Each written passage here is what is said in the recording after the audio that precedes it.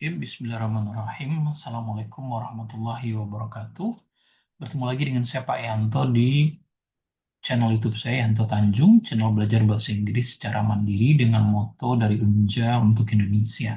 Bagi yang belum kenal, saya adalah dosen bahasa Inggris di Universitas Jambi yang terletak di Provinsi Jambi ya. S1, S2, S3 saya pendidikan bahasa Inggris. Saya pernah kuliah di 3 universitas di Australia, Flinders University, Murdoch University, dan Edith Cowan University. Saya juga penulis lebih dari 20 buku, salah satunya ini masterpiece yang saya banggakan. Alhamdulillah ini sudah jadi bestseller nasional, walaupun belum dicetak ulang ya. Ini hasil penelitian ketika S2, S3 dulu, bagaimana orang-orang yang bagus bahasa Inggrisnya itu belajar bahasa Inggris, dan bagaimana kita bisa mengcopy cara belajar mereka sebetulnya. Eh, Channel ini sudah meraih lebih dari 250.000 subscriber dan diteliti oleh 9 peneliti dari 8 kampus yang berbeda di Indonesia. Ada 4 skripsi dan 5 artikel jurnal. Salah satunya bahkan meneliti 1.500 komentar yang ada di YouTube ini dan ternyata 84%-nya itu positif. Kompas.com dan 21 artikel lainnya menyatakan ini salah satu dari channel TOEFL terbaik di Indonesia. Dan channel ini sebetulnya hasil penelitian ya. Penelitian tindakan kelas 2015 sampai 2020 ketika saya ngajar di perguruan tinggi swasta di Jambi. Nah, jadi saya ajar, awalnya cara mengajarnya tidak seperti sekarang. Saya ngajarnya berubah-ubah ya, memperbaiki setiap kali pertemuan. Alhamdulillah, jadilah sebuah model pembelajaran. Oke, nah Dede, kita sudah sampai pada skill 8 untuk reading pada pertemuan kali ini. Nah, pada skill 8 ini kita akan materinya vocab kosakata. Skill 8, 9, dan 10 itu kalau tidak salah itu semuanya tentang kosakata. Ini salah satu kesulitan bagi orang yang tes TOEFL. Nah, kosakata memang tidak semuanya mudah. Ada yang sulit tapi ada yang bisa diakali. Ada yang bisa menggunakan skill tertentu untuk bisa menjawabnya. Sehingga jawabannya tetap ada dalam bacaan.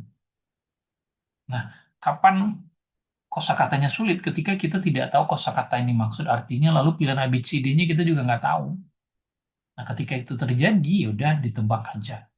Tapi ada beberapa yang bisa kita akalin. Nah, itulah yang kita bahas pada pertemuan kali ini. Ini dia skill 8, judulnya Find Definition from Structural Clues. Maksudnya apa? Jadi kadang-kadang kosakata yang ditanyakan dalam tes TOEFL itu sudah dijelaskan dan disinggung secara sepintas lalu sebagian dalam bacaan tersebut. Nah, jadi katanya ketika Anda diminta untuk menentukan makna sebuah kata dalam bagian reading test TOEFL, itu kemungkinan bacaan itu sudah menyediakan informasi mengenai makna kata itu. Ingat, dia bilang mungkin saja. Dan mungkin saja bisa juga terdapat eh, petunjuk struktur. Nah, yang terstruktur untuk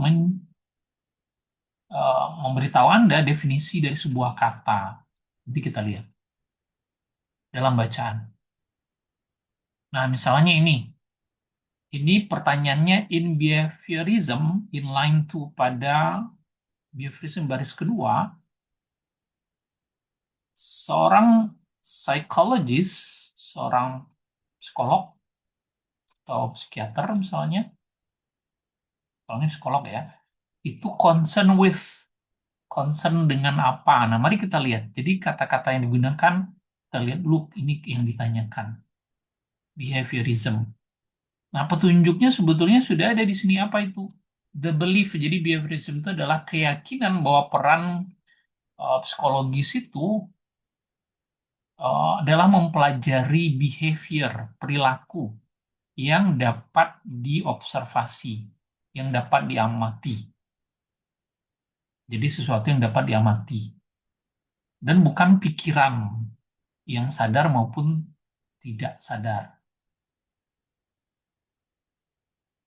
Nah, dari sini kita bisa tahu nih Kata kuncinya adalah kata bantunya ini kata tanda garis ini.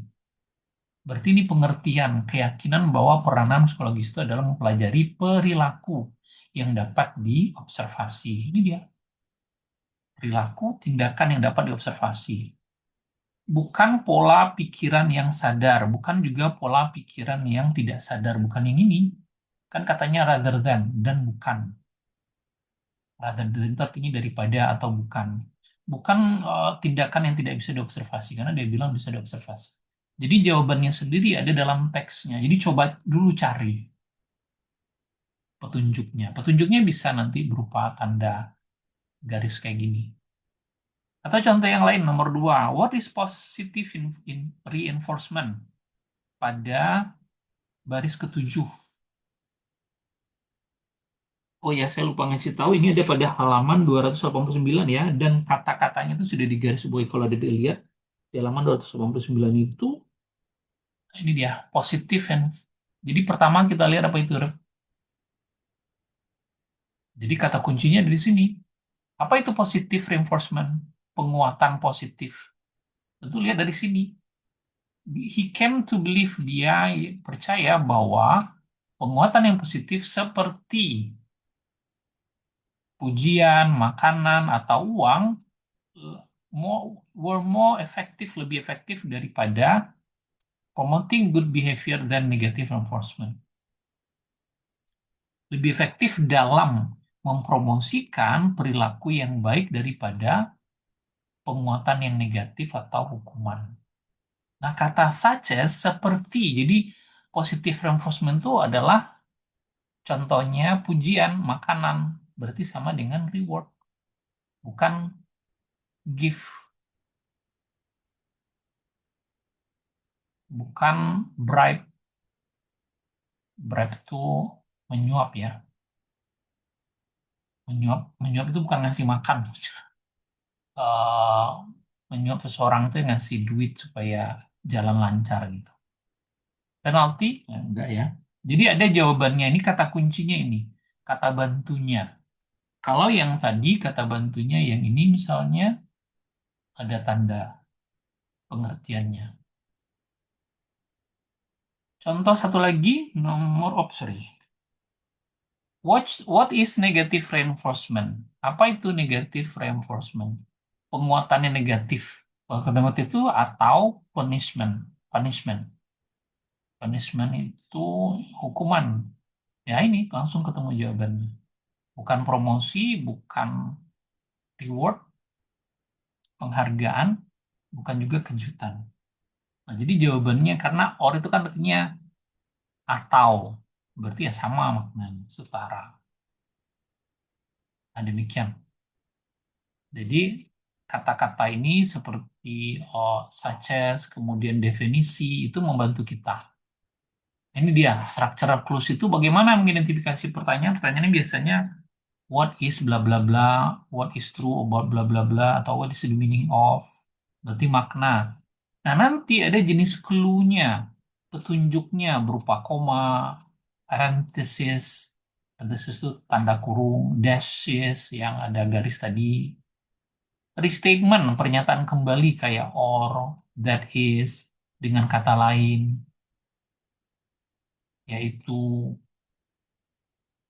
contoh seperti for example, dan seterusnya. Nah, kata-kata ini, petunjuk ini bisa membantu kita menjawab. Mari kita lihat. Nah, di mana menemukan jawaban? Jawaban itu informasi membantu kita memahami makna kata tersebut melalui punctuation, misalnya restatement atau example atau contoh. Anda baca pernyataan kembali atau contoh. Nah, langkah menjawabnya gimana? Pertama, temukan kata yang ditanyakan terlebih dahulu. Lalu lihat kata tersebut, coba dari cek clue-nya. Lalu baca bagian yang ada kata tersebut. Sudah mengecek clue-nya. Eliminasi jawaban yang pasti salah, pilih yang paling tepat. Nah, mari kita lihat contohnya ya. Ini ada teks di halaman 290. Soal satu, according to line one, menurut baris pertama dari bacaan, apa itu teddy bear? Teddy bear itu apa? Mari kita lihat, ini ada teddy bear. Teddy bear is, dan ini berarti pengertian definisi adalah mainan anak-anak. A nice soft stuffed animal suitable for cuddling. Jadi mainan anak-anak yang berupa hewan yang bagus, menarik, ya, lembut, dan bisa dibelai-belai. Nah, mana dia di sini? Apakah Vericious animal, hewan yang buas? Presiden Amerika Serikat kah? Teddy bear tuh enggak. Pemburu yang terkenal enggak, mainan ini dia. Jadi ada di sini nih, teddy bear. Ini cerita teddy bear ya, Dede. Jadi saran saya, Dede bisa baca setelah menyelesaikan latihan ini, coba dibaca dari awal sampai akhir. Kata-kata yang tidak tahu di garis bawahi, cari di kamus. Nah, begitu cara menambah kosakata yang benar. Jadi kita menambahnya dengan menambah kosakata itu dengan banyak membaca, bukan dengan menghafalnya. Karena kalau ini kita baca, konteks kalimatnya ada jelas. Lanjut, pada baris keempat, di baris keempat, kata pastime dapat could best be is teddy bear dapat diganti dengan kata apa? Ini harusnya nggak kayak gini ya.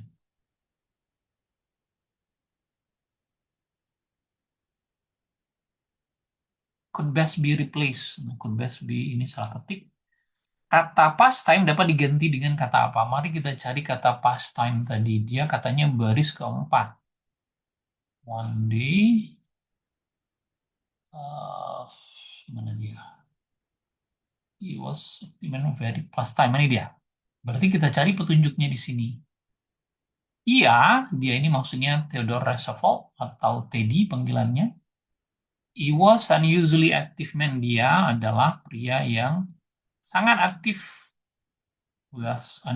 With, ya aktifnya itu tidak lazim ya, tidak biasa. With varied pastime, dengan berbagai macam pastime. Satu di antaranya adalah berburu.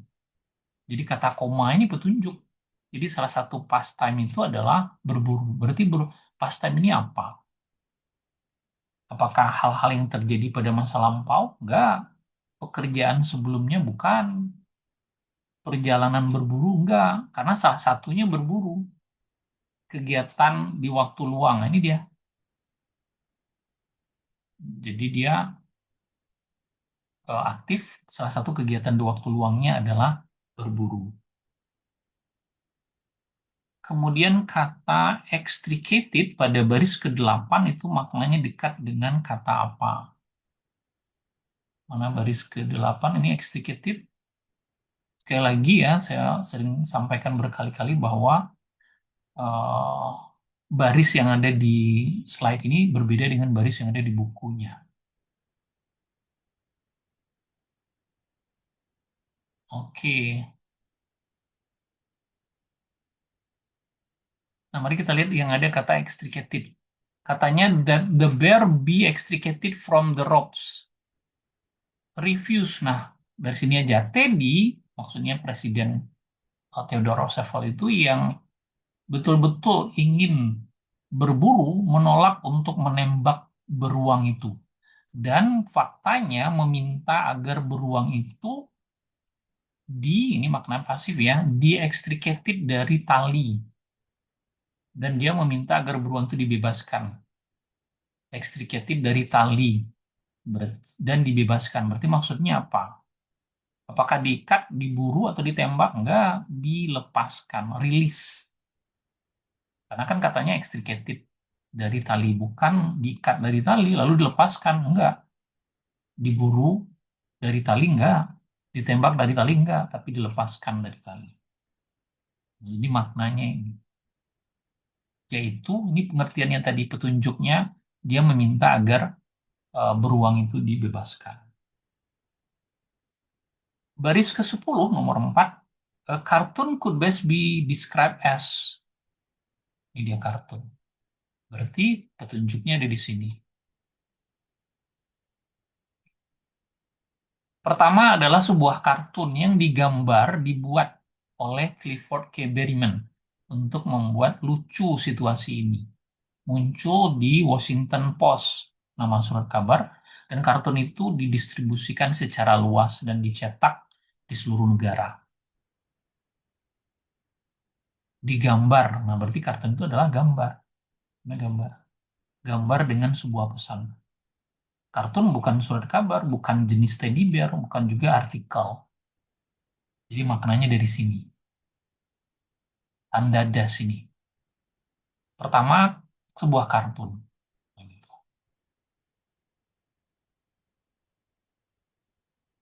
Nah, sekarang bacanya beda lagi tentang supernova. Sama cara menjawabnya ya. Pertanyaan nomor 5-nya supernova pada baris satu adalah yang mana? Ini dia. Supernova terjadi ketika semua hidrogen yang ada di inti sebuah bintang yang besar ditransformasi menjadi besi dan meledak. Nah, berarti apa itu supernova? Kalau Dede ragu, baca sekali lagi sampai paham. Supernova terjadi ketika semua hidrogen yang ada di inti sebuah bintang yang besar ditransformasi menjadi besi dan meledak. Apakah komponen bintang, komponen besi dari sebuah bintang, supernova itu? Apakah inti sebuah bintang, hidrogen dalam sebuah bintang, atau ledakan dari sebuah bintang? Cocoknya ledakan terjadi. Jadi supernova itu sebuah peristiwa, ledakan, bukan sebuah benda. Jadi jangan baca yang lain, baca pengertian ini. Nah, nomor 6 menurut bacaan, manakah berikut ini? Oh ya, saya lupa lagi. Ini ada pada halaman 291 ya. Menurut bacaan, manakah berikut ini yang menggambarkan Magellan Cloud pada baris ketujuh?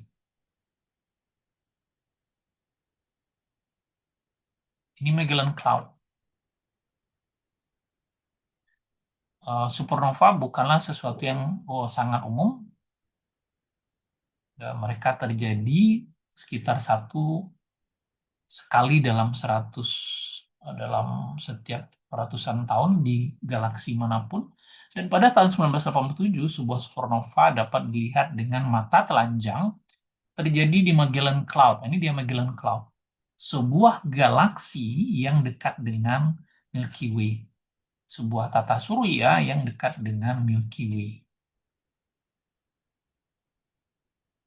Milky Way atau tata surya yang ada di bumi ini. Sebuah galaksi. Nah, berarti Magellan, kalau ini penjelasannya ada koma, galaksi yang dekat dengan Milky Way. Mana dia? Galaksi di dalam Milky Way enggak sebuah awan yang terdiri dari hidrogen, enggak. Galaksi yang dekat dengan galaksi bumi ini dia. Bukan cloud disk di atas bumi. Jawabannya ada di sini. Ini dia. Kemudian Milky Way pada baris ke-9 adalah, ini dia Milky Way pengertiannya. Tetapi tidak ada supernova yang terjadi di Milky Way. Apa itu Milky Way? Galaksi yang termasuk bumi di dalamnya. Apakah Milky Way itu bagian dari bumi? Enggak, bumi bagian dari Milky Way. Galaksi yang dekat dengan bumi? Enggak, yang dekat dengan bumi itu adalah apa tadi? Magellan Cloud.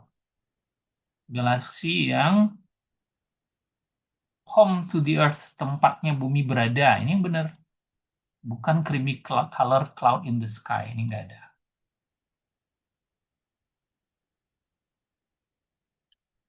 Oke, yang terakhir number 8, which of the following is closest? Manakah berikut ini yang maknanya paling dekat dengan kata fenomenon pada baris ke-12? Fenomenon, sudah jadi bahasa Indonesia juga ya, fenomena. Untuk fenomena yang disalahpahami. Nah, apa itu maksudnya? Fenomena, terdapat sebuah ledakan yang diikuti 3 bulan dan sejarah bla bla bla of account and unusual explanation dan penjelasan yang tidak lazim untuk fenomena yang disalahpahami. Ini dia yang disalahpahami itu apa? Banyak orang percaya bahwa itu berarti dunia itu akan segera berakhir, akan segera kiamat. Nah, berarti fenomena itu apa? Keyakinan, apa ini? Keyakinan bahwa dunia akan kiamat. Apakah kejadian sehari-hari? Enggak. Apakah peristiwa yang disalahpahami? Enggak juga. Oh, keyakinan yang umum? Enggak. Unusual occurrence, peristiwa yang tidak lazim. Apa itu peristiwa yang tidak lazim? Ini, berakhirnya dunia ini. Nah, gitu. Oke, kalau masih belum paham, silahkan nanti dipauskan, dibaca satu persatu, pelan-pelan, untuk menambah kosakata adik-adik. Butuh waktu memang, tapi worth it. Saran saya ya banyak membaca ya. Kalau adik tes TOEFL-nya dalam waktu dekat ya, untuk belajar reading ya, dibaca semua readingnya. Kemarin sudah saya kasih tahu, salah satu mahasiswa saya yang belajar dengan saya dulu, bukunya ini di penuh coretan bagian readingnya. Kenapa? Karena kosakata yang dia tidak tahu itu ditandainya, ditulis pakai pensil, kadang pakai pena, dilihatnya dari kamus. Begitu cara dia bertambah kosakatanya. Dari yang bahasa Inggrisnya belepotan, pas-pasan, jelek malah waktu itu, sekarang apa yang terjadi? Dia lagi kuliah S3 di Belanda. Dan kemarin saya lihat di Instagramnya dia lagi ngajar mahasiswa S1 di Belanda itu, ngajar mata kuliah. Ya, jadi asisten dosen di sana. Dengan bahasa Inggris yang luar biasa. Dan sebagai dosennya saya bangga sekali. Dia bikin, dilihat dia lagi rekam ngajarin anak kelas. Itu luar biasa. Ini yang saya sarankan kepada adik-adik. Oke, demikian pertemuan kita kali ini. Jangan lupa like, subscribe, dan share. Dan jadi member ya. Menjadi member cuma Rp20.000. Bisa 1 bulan mengakses 625 lebih video di channel ini. Dan videonya insya Allah akan terus bertambah. Dan pertanyaan Dede akan diprioritaskan. Kemudian juga Dede lebih duluan menonton ya sebuah eh, begitu saya bikin video, saya upload, Dede sudah langsung bisa mengaksesnya. Bagi yang member, kalau yang nggak member ya mungkin 2 bulan kemudian. Oke, thank you very much. See you, goodbye. Assalamualaikum warahmatullahi wabarakatuh. Bye-bye.